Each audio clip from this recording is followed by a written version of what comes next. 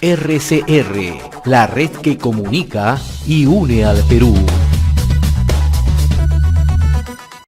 Y hasta ahora vamos a establecer comunicación y le agradecemos como siempre la deferencia que tiene con RCR, Red de Comunicación Regional, a Cecilia Valenzuela, la directora de el diario Perú 21. Qué gusto saludarla, señora Valenzuela. Gracias por atender esta comunicación con RCR, muy amable como siempre. Gracias a usted, José, y buenos días a todos. ¿Cómo observa el escenario en estas circunstancias, ¿no? Hoy leíamos con atención el diario Perú 21, ¿no? Y todos los elementos que se han conocido en las últimas horas, de una u otra manera, abonan un escenario más que complejo en el país, ¿no? En efecto, el escenario o digamos la situación de crisis se ha agudizado aún más. Estamos en un contexto muy difícil. Yo diría que vamos a un punto ya de colisión porque lo que se ha detectado es grave, es muy, muy grave. Es una organización con necesidad, con ganas de delinquir desde antes de tomar el poder. O sea, aquí se trata de un grupo de personas que se han reunido, se han puesto de acuerdo, apenas ganaron las elecciones, para asaltar el Estado, para usar el Estado en beneficio propio y como si fuera una fuente de ingresos, pero de ingresos impresionantes, porque estamos hablando de más de 1.000 millones de soles que se han entregado en obras y que por supuesto han significado tajadas de comisiones o de coimas directamente, ¿no? Entonces aquí lo que la Fiscalía, lo que el Poder Judicial va a terminar observando y claramente lo define, porque eso es así funciona la mente legal, es que se organizaron, apenas tuvieron acceso al poder, apenas el pueblo, apenas la ciudadanía les dio su voto, se organizaron para asaltar el Estado, ¿no? Entonces por eso ponen como ministro de Transportes a un paisano, como es el caso del señor Silva, que también es de Chota, igual que el presidente. Por eso ponen como secretario de la presidencia de la República al señor Pacheco, que va a ser el que va a moverse, el que va a hacer las conexiones y los contactos. Y por eso usan la casa de Breña en la calle Zarratea, porque el propietario, que además acoge a los sobrinos del presidente, que son operadores, también está en la organización. Entonces aquí no solo hay una mente criminal, hay una organización y un afán criminal. Eso es muy peligroso para el país, porque aquí estamos hablando de mafias, ¿no es cierto? Las mafias son así, se reúnen una serie de delincuentes y toman decisiones y planean una estrategia. Exactamente esto es lo que ha ocurrido aquí, por eso es tan grave. No solamente se trata de corrupción, no es que alguien se le acercó a la autoridad y le dijo, mira hermanito, te voy a dar una comisión si tú me ayudas con esto. No, aquí se organizaron para salir precisamente a convocar a empresarios corruptos para que les paguen las comisiones a costa del Estado peruano, pero sobre todo lo más grave yo creo aquí es la mente criminal. No solo es el resultado, la coima. La coima es gravísima, por supuesto, es un delito, pero lo más grave es la mente, la organización criminal. Entonces, la situación es muy, muy difícil para el país. Realmente esperamos que los congresistas estén a la altura de las circunstancias, no necesariamente para vacar al presidente mañana, no se trata de eso, se trata de buscar una solución para que el Perú pueda ser viable, porque en manos de alguien que forma parte de una mafia o que la dirige por su condición de presidente o por su condición de autoridad, no puede estar en nuestro país. Es algo inaceptable. Los peruanos no podemos permitirlo. No importa cómo pensemos, no importa si somos de izquierda o de derecha, no importa si somos de la ciudad o del campo, no importa. Lo que importa es nuestra integridad, nuestra dignidad, nuestros principios, que por supuesto los tenemos y tenemos la obligación de enseñar a nuestros hijos, de que las cosas no pueden ser así, ¿no? Y de que las personas no pueden portarse de esa manera. Usted acaba de puntualizar algo que no puede quedar al margen, ¿no?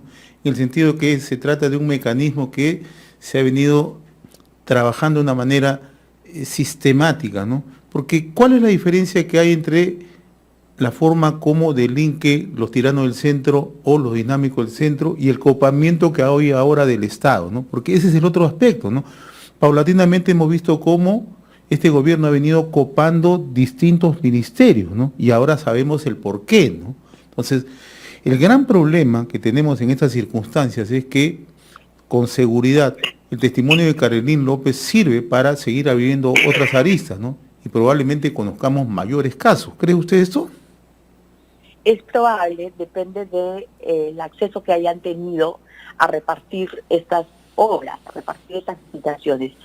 Es cierto que han trabajado, entre comillas, debo usar la palabra, trabajar 7, 8 meses, ¿no? Entonces, han tenido tiempo para poco, pero si ellos continúan, o si esto no se descubría, pues iban a levantarse realmente en peso el país, ¿no?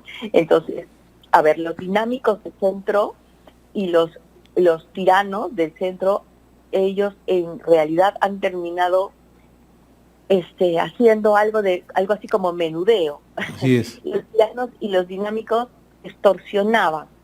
Los dinámicos cobraban coimas para dar brevetes en el centro, en la región central del país. No nos olvidemos que por Huancayo, que por Tarma pasa la carretera central, y esa carretera es muy importante para conectar el Perú, pero también es un lugar donde ocurren muchos accidentes, y si las personas que transitan no manejan bien, no conocen las reglas, ocasionan accidentes que matan a miles y miles de peruanos cada año. Entonces, darles brevete por una coima es criminal. Eso hicieron los dinámicos del centro, sacaron dinero pidiendo coimas para dar brevetes, pero los tiranos del centro extorsionaban, amenazaban a los comerciantes, a los pequeños empresarios que tenían su local, que tenían su puesto, su tienda, les cobraban cupos. Si no les pagaban los cupos, les mandaban a lo que conocíamos como la policía municipal o el serenazgo, a quitarles su licencia o a botarlos de su puesto, ¿no? Entonces, con ese dinero, el Partido Perú Libre, según la Fiscalía, hizo 2 cosas: la campaña política de Pedro Castillo y compró el local de Perú Libre en Lima, en el centro de Lima. En cambio, estos, vamos a llamarles los pasos de Zarratea, ¿no? Esta organización criminal a la que todavía la Fiscalía no ha bautizado, pero es tremendo, ¿no? La que presidiría el presidente Castillo, esta organización lo que ha estado haciendo ha sido licitando las licitaciones, o sea, consiguiendo empresarios que evidentemente también son corruptos porque han pagado coimas para darles obras millonarias. Por eso, repito, son más de 1.000 millones de soles en obras lo que han otorgado, y pidiendo evidentemente una tajada, porque no hay otra razón para hacer las cosas sucias, para poner un ministro de Transportes inmoral que va a ser parte de la organización. O sea, el único objetivo ahí es que les tienen que haber dado una tajada, porque de lo contrario sería una estupidez haberlo hecho, ¿no? Hoy la portada del diario Perú 21 también señala algo que no puede quedar al margen, ¿no? La forma como habrían actuado 5 congresistas de Acción Popular, ¿no? Ustedes actuaron como tránsfugas, ¿no? Recordando un poco lo que ocurrió en el año 2000, ¿no? O sea, todo está alambicado, todo está en realidad trazado con una finalidad, ¿no? Tener apoyo desde el Congreso, evitar las censuras a los ministros, apoyar algunos proyectos del propio gobierno, ¿no? Pero también hoy ustedes señalan que ante estas circunstancias, Acción Popular debería dar un paso al costado en la presidencia del Congreso. ¿Esto sería lo más conveniente? Yo creo que sí, porque Acción Popular es un partido político que tiene la responsabilidad, como todos los partidos políticos, de haber llevado al Congreso a estas cinco personas. Es decir, los partidos políticos tienen que hacerse responsables por las personas a las que llevan al Congreso, por los representantes que ofrecen a la ciudadanía para que la ciudadanía elija. La ciudadanía cree en el partido político que le dice, vamos a ir con estas ideas al Congreso para sacar este tipo de leyes. Y les ofrezco a estas personas para que ustedes elijan. Los ciudadanos, por supuesto, ¿en quién confían? Primero, confían en el partido. Entonces, han votado por el partido político y han marcado a estos congresistas candidatos en el momento de las candidaturas para que los representen. Bueno, resulta que el partido no filtró a su gente y esta gente son delincuentes, son parte de esta organización.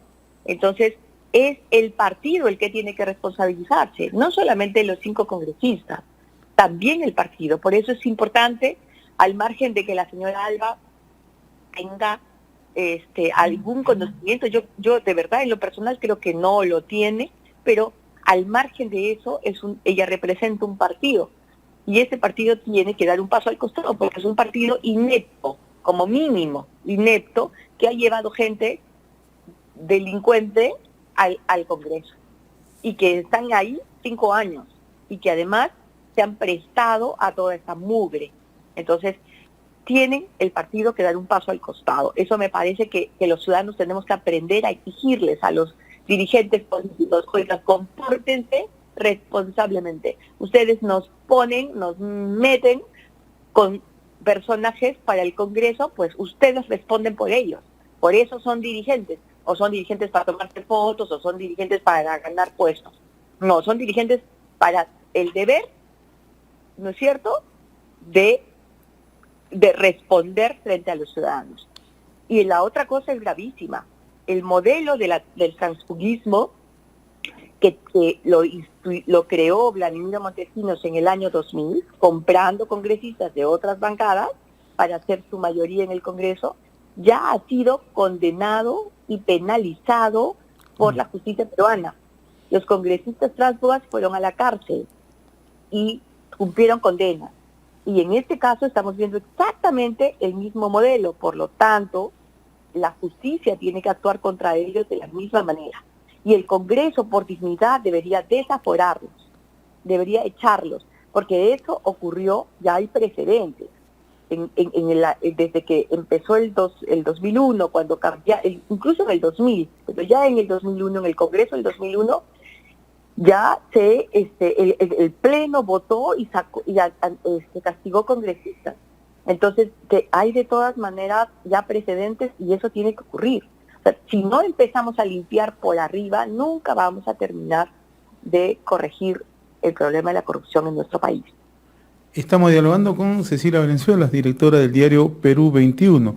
Ayer también el presidente ha mostrado como argumento que la Fiscalía de la Nación está complotando contra el actual gobierno. Anoche hemos escuchado a la fiscal de la Nación, a la señora Ábalos, explicar que ella rechaza estas afirmaciones del presidente de la República, ¿no? Ustedes en días sucesivos han puesto en cuestión, ¿no?, el accionar, por ejemplo, del fiscal Tello, que también ha sido mencionado justamente por Carolyn López, ¿no? ¿Cómo observa el papel de la Fiscalía en estos momentos? ¿Y qué papel debería cumplir en una situación tan delicada? Yo creo que puedo, o me atrevo a extender mi pensamiento respecto de la responsabilidad de los dirigentes de los partidos políticos a la responsabilidad de las autoridades de las instituciones de justicia. A ver, el caso de la Fiscalía, se ha advertido permanentemente el comportamiento del fiscal Tello. Usted ha recordado muy bien, José, Perú 21 ha insistido desde el mes de junio del año pasado, del año 21, cuestionando la idoneidad del fiscal Tello para mantenerse como coordinador de las fiscalías anticorrupción de funcionarios, contra la corrupción de funcionarios, porque él precisamente tiene un puesto muy delicado. Él coordina las fiscalías anticorrupción que investigan a los funcionarios públicos, a las autoridades, ¿no?, a los que tienen cargos en el Estado que delinquen y se corrompen. Por lo tanto, él investiga al gobierno, ¿no? Es el coordinador de las fiscalías que investigan al gobierno como concepto. O sea, el gobierno tiene una serie de personas que trabajan haciendo funcionar el Estado. A esas personas que delinquen las investigan esas fiscalías. Entonces el poder que tenía Tello, que tiene Tello, la calidad de la información que recibe Tello es muy delicada. Y resulta que Tello estaba metido, y nosotros lo denunciamos, aguantando la denuncia del caso de los dinámicos del centro. Él impidió que se hiciera el operativo antes de la segunda vuelta electoral. Él lo mandó, lo arrinconó el operativo y lo aguantó hasta que no pasó la segunda vuelta. Entonces, nosotros teníamos ese caso, conocíamos el tema, teníamos la investigación, pero no podíamos publicarlo porque la Fiscalía no había actuado. Y claro, al final denunciamos a Tello, y Tello se lanzó contra nosotros, y en lugar, la fiscal, de investigar a Tello, de cuestionar a Tello, la señora Zoraida Ábalos mantuvo a Tello en su puesto, cuando todas las pruebas y todos los indicios y todas las razones que se expusieron en el Perú 21 le indicaban a la fiscal que por lo menos tenía que investigarlo. Ni siquiera lo investigó. Entonces ella no puede decir que no es cierto, que ella no tiene responsabilidad, que no protege a Tello. Sí lo ha protegido. Y esa es su mayor responsabilidad. No es cierto. Tello ha estado tratando de que las fiscalías que investigan a los funcionarios de Castillo, a Pacheco y a todas estas gentes que ahora sabemos forman parte de esta organización criminal, Tello ha estado hostilizando a los fiscales para que le den información, les ha quitado autonomía. Ellos no podían actuar sin avisarle, por lo tanto Tello tenía la posibilidad, sigo diciendo, es una posibilidad, de avisar a los delincuentes. Entonces, y la fiscal, a pesar de que se ha denunciado esto, la fiscal no ha actuado, ¿no es cierto? Y la fiscal no puede decir que es una cuestión de la prensa, no, porque la prensa lo que hace es transmitir lo que investiga. La prensa nos inventa cosas. Entonces, la actitud de que ella no protege a Tello, para mí es una actitud falsa y la fiscal tiene que responder por eso. Ahora, del otro lado, es cierto que el presidente Castillo ha dicho que la fiscalía está complotando contra él, pero en realidad no se refiere a la fiscal de la Nación, se refiere a los fiscales que hacen su trabajo correctamente y están investigando, y por supuesto han permitido que Carolyn López entregue a la prensa su declaración. Y Carolyn López entrega a la prensa su declaración no para derrocar al presidente Castillo, como ha dicho el presidente Castillo. La entrega porque su vida corre peligro. Es una persona que en este momento se ha acogido a la colaboración eficaz y se siente amenazada de muerte, siente amenaza contra sus hijos, y la manera de protegerse es de que esto se haga público y que los ciudadanos sepamos lo que ella sabe y por qué razón ella no puede ser atacada o victimizada o asesinada, porque tiene una información fundamental que toca a la cabeza del país. Entonces, aquí no hay este cuento que dijo ayer el presidente, que lo escucha el presidente de la República diciendo que cómo es posible que la Fiscalía permita que estas informaciones fiscales se filtren, ¿no? Y que por eso complotan contra él. La Fiscalía complota contra mí. Es bien fácil echarle la culpa a los demás cuando uno ha cometido delitos, ¿no es cierto? Y decir que él no tiene la responsabilidad. El presidente realmente es patético, porque ni siquiera ha sido capaz de aceptar su responsabilidad. Ni siquiera ha sido capaz de decir, me someto a las investigaciones, lo dejo ahí. No, ha salido a atacar a la prensa, a atacar a la Fiscalía. Y repito, no se refiere a la fiscal de la Nación, se refiere a los fiscales decentes que están haciendo su trabajo y lo están investigando. Muy bien, Cecilia Valenzuela, yo le agradezco infinitamente esta comunicación con RCR, Red de Comunicación Regional. Ha sido un gusto dialogar con usted, muy amable como siempre. Gracias a ustedes, muy buen día. RCR, la red que comunica y une al Perú.